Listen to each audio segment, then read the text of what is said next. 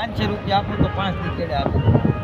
હવે મારી કેપેસિટી 100 રૂપિયાની તો હવે 500 આપી દીધા કે ભાઈ એમ દેવા દે. 5 દી 10 દી થાય 15 દી થાય 20 દી કોઈ ઊંચું તો હમણાં છે નહીં પછી દઉં પછી હું 15 દી મહિને દઉં કોઈ એક વસ્તુ જુદી છે કે ભાઈ ફરી કફર આવી પછી વાત જ નહીં. અને એમાં પછી બીજા પાસે તો ભાઈ રહેવા દેજો 2 માંગ્યા મારા 500 આના રાખ્યા. આ વ્યવહાર નબળો છે ભલે અહીંથી લઈને આ જગતનું ઈ જ હાલે.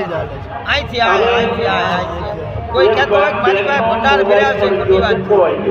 એના વ્યવહાર હજર છે એના વ્યવહાર નબળા છે. અને સાધુનું નિયમ છે ભેગ ભગવું ધાર્યું શરીર માથે ભગવું ધારણ કર્યું પછી કોઈ પાસે આમ નથી કર્યા. કારણ કે કામ ક્રોધ લોભ મોહ માયા વસ્ત્ર એને બધું છોડી દીધું છે.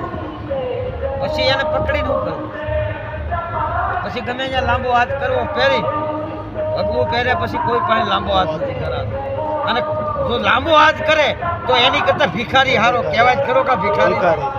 આજે આ જગતની અંદર કોઈ પણ વ્યક્તિ સુખી દુઃખી હોય કે ભાઈ હાલો પેલા બાપુ પાસે જાય બાપુ તમારી આવ્યા તરત કે જાય ચાની કોથળી એક લેતો આવે એક દૂધની લેતો આવે આ લે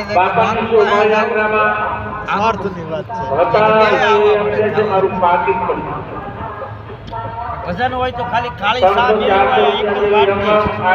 પચાસ જણા બેઠા હોય બધા નિસ્વાર્થ ના હોય.